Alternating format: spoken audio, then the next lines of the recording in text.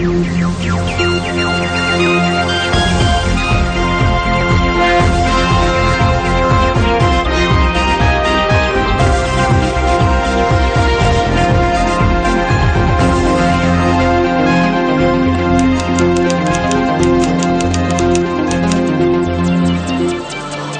வணக்கம். நீங்கள் இணைந்து கொள்வது இலங்கையின் முதற்தர செய்தி வழங்குனர் நியூஸ் ஃபர்ஸ்டின் பிரதான செய்திகளோடு. முதலில் இன்றைய தலைப்புச் செய்திகள். எதிர்க்கட்சியின் எதிர்ப்பு நிராகரிக்கப்பட்ட நிலையில் தேர்தல் முறை மாற்றம் தொடர்பான விவாதத்தை நடத்த பாராளுமன்றத்தில் அனுமதி. ஜனவரி 8ஆம் தேதிக்கு பின்னர் இலங்கையின் நிலைமை உலகிற்கு எடுத்துக்காட்டாக அமைகின்றது என நெதர்லாந்து தூதுவர் தெரிவிப்பு. அரந்தலாவையில் கட்டளையை மீறி பயணித்த லொரி மீது போலீசார் துப்பாக்கி பிரயோகம், ஒருவர் பலி. யாழ்ப்பாணத்தில் 27,000 லிட்டர் கூடா மற்றும் கசிப்பு மீட்பு. கிளிநொச்சியில் காணாமல் போன சிறுமியை தேடும் பணிகள் தொடர்ந்து முன்னெடுப்பு.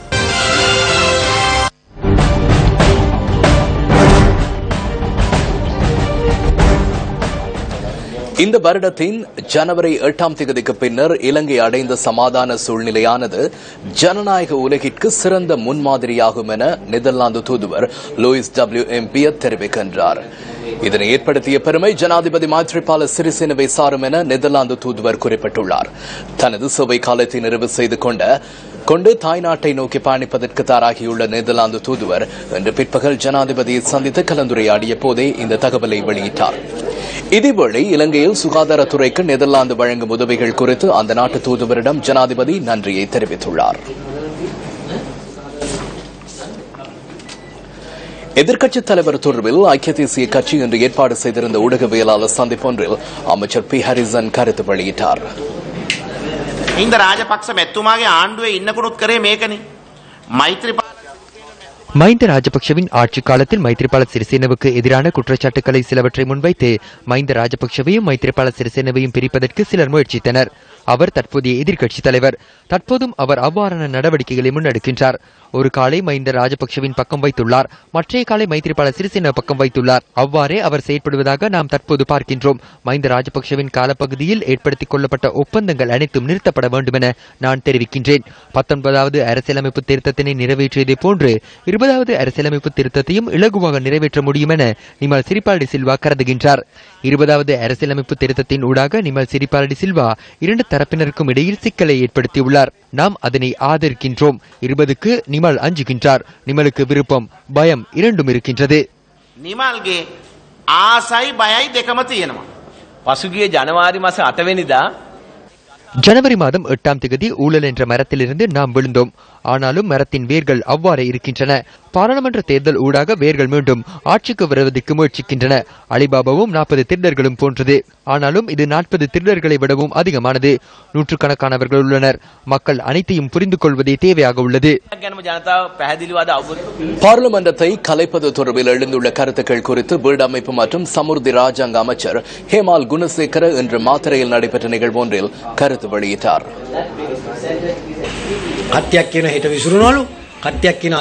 சிலர் நாளை கலைக்கப்படும் என்கின்றார்கள், சிலர் நாளை என்கின்றார்கள், சிலர் எதிர்வரும் ஏப்ரல் மாதம் பாராளுமன்றம் கலைக்கப்படும் என தெரிவிக்கின்றனர்.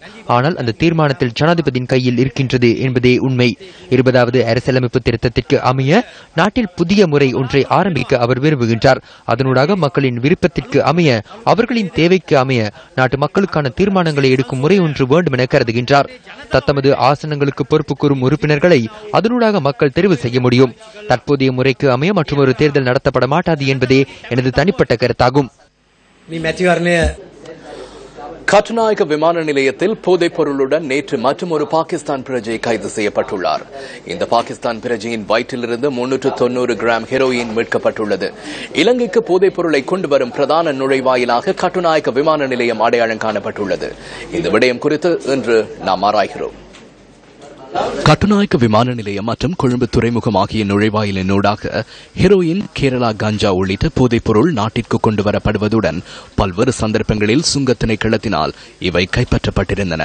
எனினும் போதைப்பொருள் வர்த்தகர்கள் தொடர்ந்தும் இதனை போதைப்பொருள் கொண்டுவரும் மார்க்கமாக பயன்படுத்துகின்றமை நேற்றைய தினம் கைப்பற்றப்பட்ட போதைப் பொருளிலிருந்து கண்டுகொள்ள முடிகிறது. நாட்டில் உள்ள பிரதான சர்வதேச நுழைவாயிலான விமான நிலையத்தில் ஸ்கேன் இயந்திரம் உள்ளிட்ட நவீன தொழில்நுட்ப இயந்திரங்கள் உள்ளமையை காண முடிகிறது.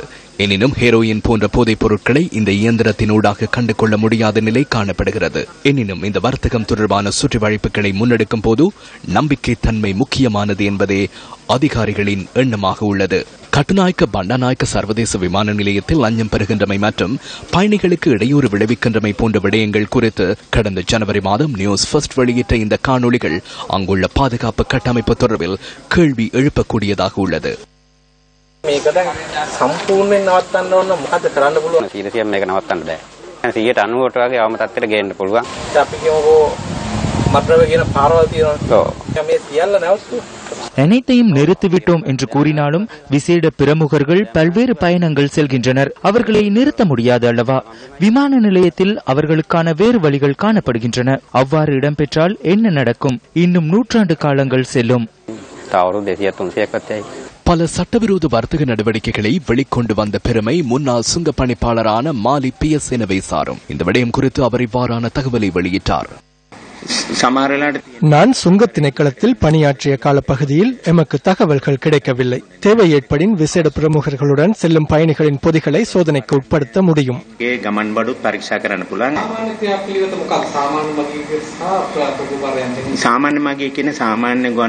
சாதாரண பயணிகள் பொதுவாக பயணிகளின் வருகை தரும் பிரவேசத்தினூடாகவே வருவார்கள். அவர்கள் மீது சந்தேகம் எழும் பட்சத்தில் அவர்களை சுங்க அதிகாரிகளினால் சோதனைக்குட்படுத்த முடியும். விசேட பிரமுகர்கள் மற்றும் தூதுவர்களாக இருந்தால் அவர்கள் வெளிவிவகார அமைச்சில் அனுமதியை பெற வேண்டும்.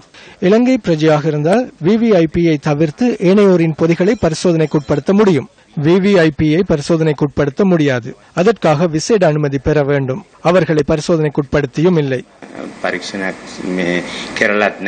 சிறைச்சாலைகளில் இடம்பெறுகின்ற குடு வர்த்தகம் தொடர்பான தகவல்களை நாளை எதிர்பாருங்கள். யாழ்ப்பாணம் மீசாலை பகுதியில் பாரிய கசிப்பு உற்பத்தி நிலையம் போலீசாரினால் நேற்று இரவு முற்றுகையிடப்பட்டுள்ளது.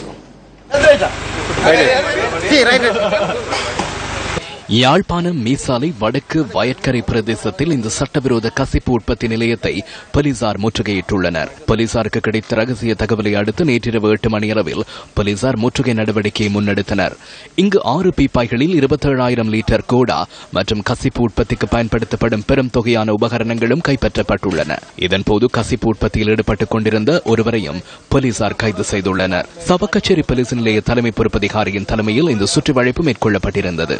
யாழ் மாவட்டத்தில் அண்மை காலத்தில் முற்றுகையிடப்பட்ட மிகப்பெரிய சட்டவிரோத கசிப்பு உற்பத்தி நிலையம் இதுவென போலீசார் தெரிவித்துள்ளனர்.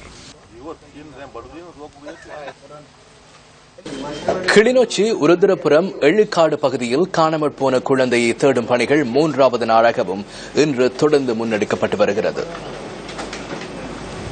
எள்ளுக்காடு கிராமத்தைச் சேர்ந்த 3 வயதான உதயகுமாரி அர்சிகா கடந்த ஞாயிற்றுக்கிழமை மாலை 4 மணியளவில் வீட்டிற்கு 2 கிலோமீட்டர் தொலைவில் உள்ள சக்திபுரம் குளத்திற்கு தனது ஒன்றுவிட்ட சகோதரனுடன் சென்றிருந்தார். குழந்தையை குளத்திற்கு அருகில் விட்டு 14 வயதான சகோதரன் குளத்தில் நீராட சென்றிருந்ததுடன் அதன் பின்னர் குழந்தை காணாமல் போயுள்ளது.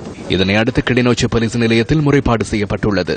எள்ளுக்காடு கிராமத்தை இந்த சம்பவம் அதிர்ச்சிக்குள்ளாக்கியுள்ள நிலையில் நேற்று முன்தினம் மாலை முதல் பிரதேச மக்கள் போலீசாருடன் இணைந்து தேடுதல் பணிகளை முன்னெடுத்துள்ளனர். குளத்திற்குள் முதலில் தேடுதல் பணிகள் மேற்கொள்ளப்பட்டிருந்த நிலையில் இன்று மதியம் தேடுதல் நடவடிக்கை பிரதேசம் எங்கும் விஸ்தரிக்கப்பட்டுள்ளது. 14 மற்றும் 8 வயதான 2 ஆண் சகோதரர்களை கொண்ட குடும்பத்தின் கடைசி பிள்ளையே 3 வயதான யர்சிகாவின் தாயார் வேறொரு திருமணம் செய்துள்ள நிலையில் மாற்று தந்தை மற்றும் தாயாரின் பராமரிப்பிலேயே அவர் இருந்துள்ளார். காணாமற் போன சிறுமியின் தாயார் இவ்வாறு கருத்து வெளியிட்டார். வயக்காலுக்கு வரைக்குள்ள நான் எங்கள் அக்கட மகன் வந்தான். அவனோட ஏற்றி விட்டு நானும் எங்களோட அத்தானும் எங்களோட மனுஷனுமா நடந்து 2 பிள்ளைகளுமா நடந்து போனாங்க. போய்கிட்ட அங்கே போயிட்டு நான் திரும்பி அவன் எங்களோட அக்கட மகன் வந்து சொன்னான், கத்தியை தாங்க புல்லோட்ட பண்ணு புல்லோட்ட கத்தி வேண்டி கொண்டு போன அறிக்கது வேண்டி கொண்டு போய் அங்கே வச்சிருந்துட்டு போயிட்டு அங்கே நாங்களும் போன கையோட போய் நான் என்ன உடுப்பெல்லாம் மதிச்சு கீழே உடுப்பெல்லாம் எடுத்து போட்ட அப்புறம் போய் கேட்டேன். நான் கேட்கல எங்களை ஃபாஸ்ட்டாக தான் கண்டாரு. எங்களோட புள்ளைய காணலன்னு அவர் சொன்னான். அதுக்கப்புறம் எனக்கு சொன்னான் புள்ளைய நின்றாண்டு. ஆனால் நான் போய்க்கல என் பிள்ளைய நான் காணையும் இல்லை சார். அந்த புள்ளை அந்த இடத்துலையும் இல்லை. நான் அந்த பிள்ளைய என் கண்ணால காணையும் இல்லை சார். அதுக்கப்புறம் என் பிள்ளைக்கு என்ன நடந்தது நாங்கள் எல்லாரும் தேடி தெரிஞ்சுனாங்க. இதேவேளை இந்த சம்பவம் தொடர்பில் காணாமல் போன குழந்தையின் பெற்றோர் ஒன்றுவிட்ட சகோதரன் உள்ளிட்ட 7 பேரிடம் வாக்குமூலம் பதிவு செய்யப்பட்டுள்ளதாக கிளிநொச்சி போலீசார் தெரிவித்தனர். புதிய தேர்தல் முறைமை மாற்றம் தொடர்பான பாராளுமன்ற ஒத்திவைப்பு பிரேரணைக்கு எதிர்க்கட்சித் தலைவர் நிமால் ஸ்ரீபால டி சில்வா எதிர்ப்பு தெரிவித்துள்ளார். எனினும் எதிர்க்கட்சியின் எதிர்ப்பை சபாநாயகர் சமால் ராஜபக்ச நிராகரித்தார். இதன்படி இன்றைய பாராளுமன்ற நடவடிக்கைகள் ஆரம்பமாகின. ஊழல் மோசடிகளுடன் தொடர்புடையவர்கள் வேட்புமனு தாக்கல் செய்வதனை அனுமதிக்கும் கட்சி தலைமைத்துவங்களை கண்டிக்கும் வகையிலான சட்டம் கொண்டுவரப்பட வேண்டும் என பிரஜைகள் முன்னணியின் செயலாளர் நாயகமும் பாராளுமன்ற உறுப்பினருமான ஜே ஸ்ரீரங்கா இன்று பாராளுமன்றத்தில் தெரிவித்தார். இந்த 20வது திருத்தச் சட்டத்தை நாங்கள் இன்று விவாதித்துக் கொண்டிருக்கின்ற வேளையிலே இந்த 20ஐ பற்றி விவாதிக்கின்ற பொழுது அதை கேட்பது கூட 20 பேர் இந்த சபையிலே இல்லை.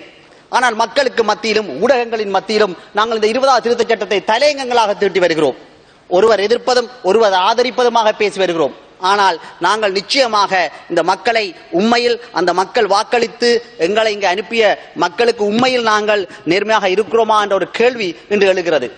கேபினட்டில் இருந்து கைதூக்கியவர்கள் கூட இன்று இந்த 20வது திருத்தச் சட்டத்தை எதிர்க்கின்ற ஒரு நிலைமைகளை நாங்கள் காண்கின்றோம். 20வது திருத்தச் சட்டத்தை நாங்கள் பார்த்தோமாக இருந்தால் உண்மையில் ஒரு மாவட்டம் ஊடாக ஒரு போஸ்டலையோ அல்லது அந்த பிரச்சாரங்களோ நடக்கின்ற பொழுது கோடிக்கணக்கான பணங்கள் செலவிடப்படுகின்றன.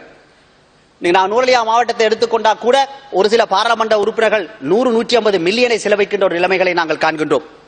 இதைவிட களுத்துறையிலே குமார் வெல்கமா அவர்கள் உரையாற்றுகின்ற பொழுது தான் 300-400 மில்லியன்களை செலவழித்ததாக கூறினார். எனவே ஒரு பாராளுமன்ற உறுப்பினராக வருகின்றவர் 304 கிட்டத்தட்ட 3 மில்லியன் US ஸ்பெண்ட் பண்ற நிலைமை காணப்படுவதாக அமைச்சர்களே ஒத்துக்கொண்டிருக்கின்றார்கள். சிறுபான்மை இனத்தினவர்களின் பிரதித்துவம் குறைந்துவிடும் என்று ஒரு பக்கம் பேசப்படுகிறது. உண்மையில் சிறுபான்மை இனத்தின் பிரதித்துவம் குறைக்கப்படுமாக இருந்தால் அந்த சிறுபான்மை இனத்தின் பிரதித்துவத்தை எப்படி அதிகரிக்க வேண்டும் என்பதனை பற்றி நாங்கள் விவாதிக்க வேண்டும். தமிழ் பேசும் மக்களின் பிரதித்துவம் அப்படியே இருக்க வேண்டும் என்றும் முஸ்லிம் மக்களின் பிரதித்துவம் அப்படியே இருக்க வேண்டும் என்றால் அதற்கான சட்டங்களை இந்த மாற்றத்திலே கொண்டு வர வேண்டும். அதை விடுத்துவிட்டு இந்த 20வது திருத்தச் சட்டத்தை முற்றுமுழுதாக நாங்கள் எதிர்க்கிறோம் என்று கூறுவதன் ஊடாக இந்த லஞ்ச ஊழலுக்கு பிரதானமாக இருக்கின்ற இந்த தேர்தல் முறைக்கு நாங்களும் முட்டுக் கொடுப்பதாக மாறிவிடும். உண்மையில் 160 ஆசனங்கள் இருக்க வேண்டும், அது 145 மாற்றப்பட்டிருக்கிறது. உண்மையில் மிகவும் தவறான ஒரு முறை என்ற 160 தொகுதி முறைகள் இருக்கின்றன.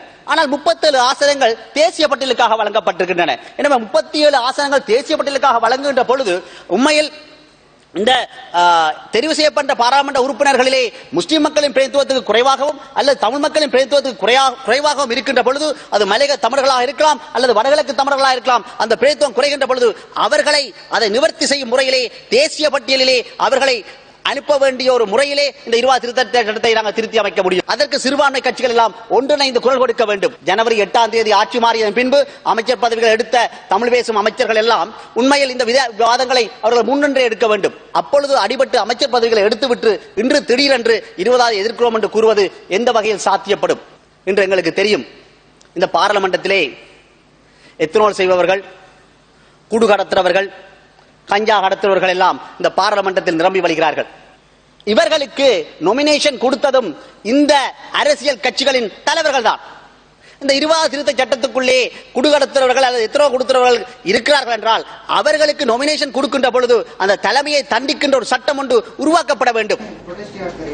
ஓர் அரசு அதிகாரியையே மாற்ற முடியாத சூழலில் அரசியல் தீர்வை காண்பது எப்படி என வடமாகாண சபை எதிர்க்கட்சித் தலைவர் சி தவராசா கேள்வி எழுப்பியுள்ளார்.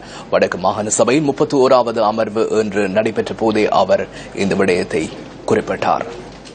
வவுனியா மாவட்ட அரசு அதிபரை இடமாற்ற வேண்டும் என்ற கோரிக்கைக்கு நடவடிக்கை எடுக்காமையை கண்டித்து மாகாண சபை உறுப்பினர்கள் கதவடைப்பு போராட்டத்தில் ஈடுபட்டனர்.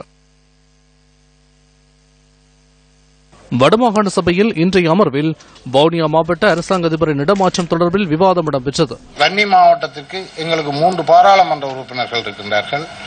அவர்களையும் அந்த அரசாங்க அதிபர் நீங்கள் செய்யறதை செய்யுங்கோ, உங்களால் முடிஞ்சதை செய்யுங்கோ, நான் அதைத்தான் செய்வேன் என்று சொன்னதுக்கு பிறகு இந்த பாராளுமன்ற உறுப்பினர்கள் கையாளாகாத தனமா அல்லது அக்கறை இல்லையா என்று தெரியல.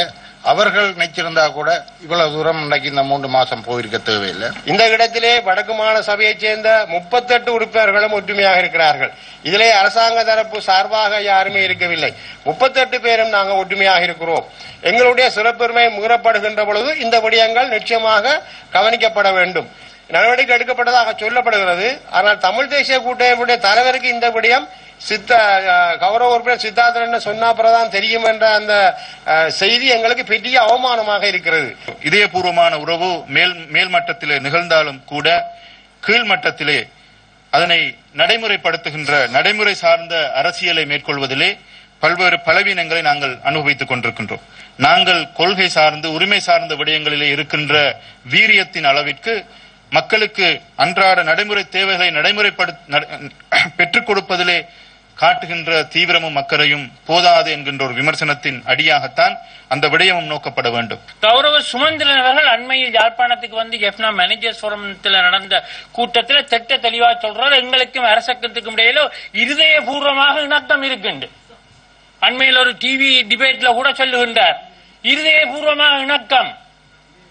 இருதயபூர்வமாக இணக்கம் என்ன? இதையே செய்ய முடியாட்டி நாங்கள் இங்க அரசியல் தீர்வை காண போறோம்.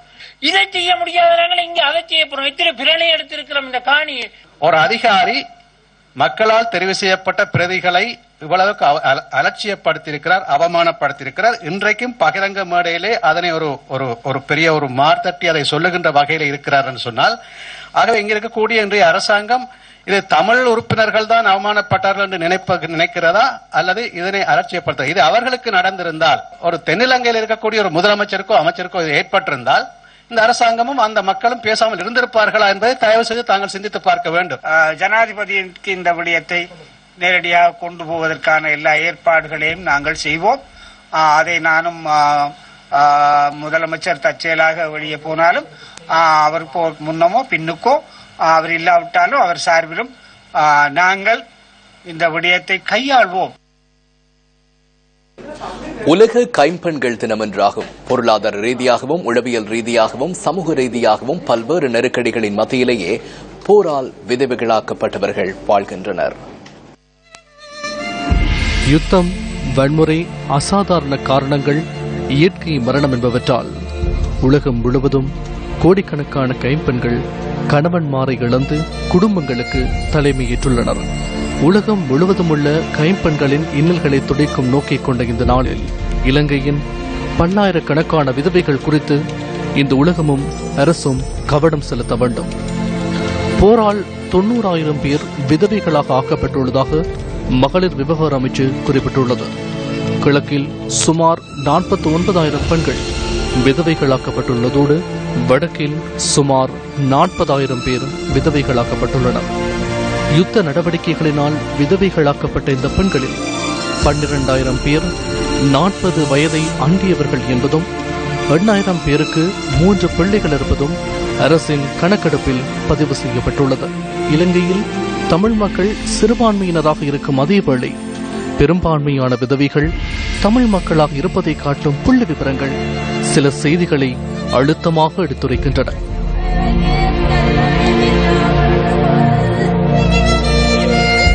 முல்லைத்தீவு கருவேலன் கண்டல் மானுரவி கிராமத்தில் வசித்து வருகிறார் சாரதா. யுத்தத்தில் சாரதாவின் கணவர் பாஸ்கரன் கொல்லப்பட்டார். சாரதா பிள்ளைகளுடன் தனித்து விடப்பட்டார். கணவனை இழந்த நிலையில் தனது 2 பிள்ளைகளையும் பெரும் நெருக்கடியின் மத்தியில் வளர்த்து வந்தார் சாரதா. சாரதாவின் ஒரு மகள் முள்ளிவாய்க்கால் யுத்தத்தில் காயப்பட்டு கைவிடப்பட்டு வந்த நிலையில் காணாமல் போயுள்ளார். கணவரும் திருவோணமலையில குண்டுவெடிப்பில் இறந்துட்டார். எனது மகளும் முள்ளிவாய்க்கால் சண்டையில கொண்டு வர முடியாம முறையில இந்த மகளையும் காணாமல் போயிட்டார். துயரத்தின் மேல் துயரமாய் சாரதாவின் கணவரை பலியெடுத்த யுத்தம் அவரது பிள்ளையையும் விளக்க வைத்தது. மகள் காயப்பட்டு கிடந்து சீரழிக்கைகளை நான் புள்ளிய வச்சு பராமரிச்சு கொண்டு கைகளை இங்கே இருந்து வந்து செல்வந்து விழுந்து எனக்கு பின்பக்கத்து முதுவே இல்லாதையா ஒரு வேலை வட்டியை ஒன்றுமே செய்யல. கையத்தி தலை எடுக்க மாட்டேன். அப்படியா நிலைமையெல்லாம் கிடக்கு. எல்லாவற்றையும் இழந்த சாரதா மனநிலை பாதிக்கப்பட்டு உடல்நல சிகிச்சை பெற்று வருகிறார். கைவிடப்பட்டு காணாமல் போன பிள்ளை எங்கே ஏனும் இருக்கிறதா என்று தினம் தினம் ஏங்கியபடி நாட்களை கழிக்கிறார் சாரதா. பல்வேறு காரணங்களுக்காகவும் கணவனை இழந்து குடும்பத்திற்காக கொழுந்து பறிக்கும் நூற்றுக்கணக்கான விதவைகளில் அமிர்ந்துவும் ஒருவர். மலையகத்தின் ஹெட்டன் நோவுட் மாநில தோட்டத்தில் வசித்து வருகிறார் அமிர்தோ. கணவரை இழந்த அமிர்தவுக்கு 3 பிள்ளைகள்.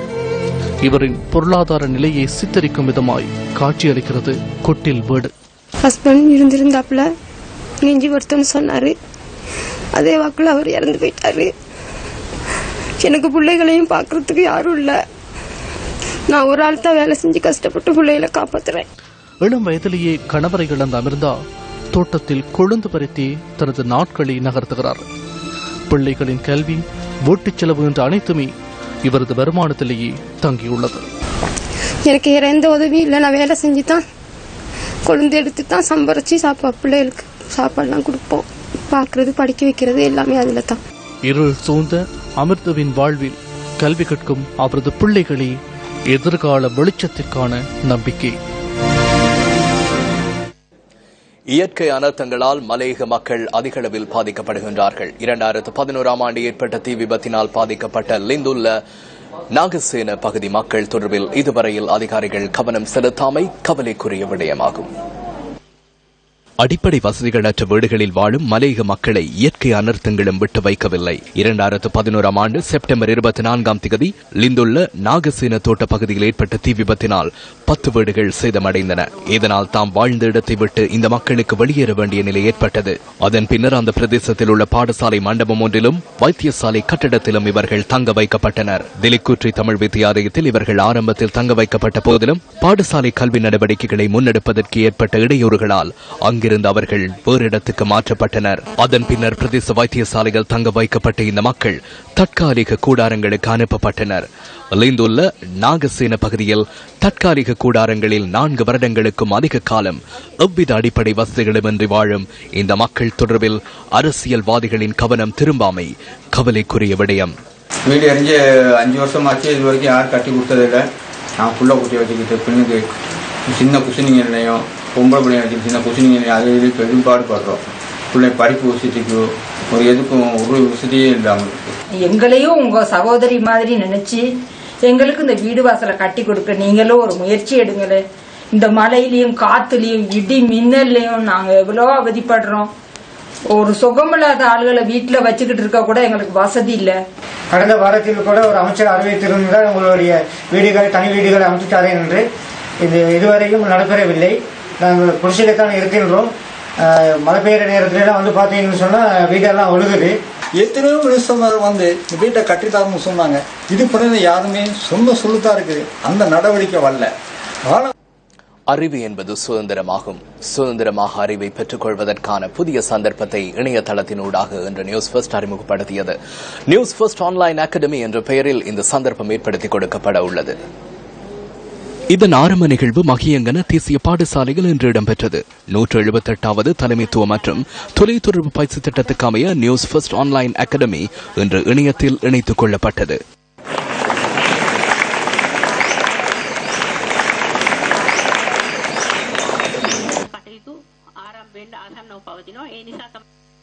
பிரதான மண்டபத்தின் நிலை இவ்வாறு காணப்பட்டமையினால் இந்த நிகழ்வு வெளியரங்கில் ஏற்பாடு செய்யப்பட்டிருந்தது.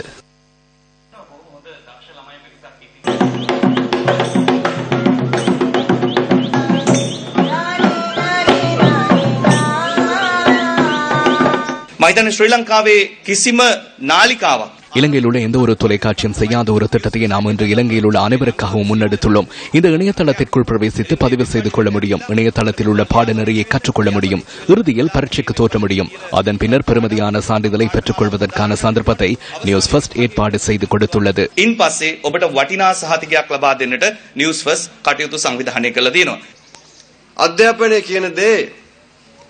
கல்வி என்பது இலங்கையில் நமக்குள்ள மிக பெருமதி வாய்ந்த சொத்தாகும். அதை விடுத்து வேறொரு சொத்து எமக்கு கிடையாது. அந்த கல்வியினூடாக எமக்கு பாரிய சந்தர்ப்பம் ஒன்று கிடைக்கிறது. அந்த சந்தர்ப்பத்தினூடாக பயனை பெற்றுக்கொள்ள நாம் அனைவரும் தயாராக இருக்க வேண்டும். சில சந்தர்ப்பங்களில் மகியங்கனையிலும் இணையதளம் பெரிய அளவில் விஸ்தரிக்கப்படாதிருக்கலாம். எனினும் எதிர்வரும் 2 அல்லது 3 வருடங்களுக்குள் இணையதளத்தை விஸ்தரிக்குமாறு நாம் அரசாங்கத்துக்கு சவால் ஒன்றை விடுக்கலாம். கல்வியை இலவசமாக பெற்றுக்கொள்வதற்கான சந்தர்ப்பம் தற்போது உலகத்தில் ஏற்படுத்திக் கொடுக்கப்பட்டுள்ளது. எம்மால் செய்யக்கூடிய அனைத்தையும் நாம் செய்துள்ளோம். அறிவு என்பது சுதந்திரம் என்பதாகும். අපිට කරන්න පුළුවන් දේ අපි මෙතන කරලා තියෙනවා. දැනුම යනු නිදහසයි කියන්නේ ඒකයි. நியூஸ் ஃபர்ஸ்ட் ஆன்லைன் அகாடமி இணையதளம் அங்குரார்ப்பணம் செய்து வைக்கப்பட்டதை அடுத்து மகியங்கன தேசிய பாடசாலையில் தலைமைத்துவ பயிற்சிகள் வழங்கப்பட்டன. அதை தவிர தொழில்நுட்ப பயிற்சி பட்டறை ஒன்றும் மாணவ மாணவிகளுக்கு ஏற்பாடு செய்யப்பட்டிருந்தது. newsfirst.lk/academy என்ற இணையதள முகவரியினூடாக பிரவேசிக்க முடியும். அந்த இணையதளத்தில் பிரவேசித்து பதிவு செய்து கொண்டதன் பின்னர் ஊடகத்துறை தொடர்பான 9 பாடநெறிகளை கற்று அறிவை மேம்படுத்திக் கொள்ள முடியும். அதன் பின்னர் நீங்கள் பெற்ற அறிவின் பிரகாரம் சாதாரண தபால் மூலமாகவோ அல்லது மின்னஞ்சல் மூலமாகவோ பரீட்சை தாளொன்றை நாம் அனுப்பி வைப்போம். அதனை வெற்றிகரமாக எதிர்கொண்டவர்களுக்கு நியூஸ் ஃபர்ஸ்டினால் சான்றிதழ் ஒன்றும் வழங்கப்பட உள்ளமை குறிப்பிடத்தக்கது. சர்வதேச ஒலிம்பிக் தினத்தை முன்னிட்டு தேசிய ஒலிம்பிக் குழு ஏற்பாடு செய்திருந்த நிகழ்வு மன்னார் நகரசபை விளையாட்டரங்கில் இன்று நடைபெற்றது. இது தொடர்பான தகவல்களை இரவு 10:45 நியூஸ் ஃபர்ஸ்ட் நைட்டில் எதிர்பாருங்கள். இத்துடன் இரவு 8 மணி நியூஸ் ஃபர்ஸ்டின் பிரதான செய்தி அறிக்கை நிறைவு பெற்றது. வணக்கம்.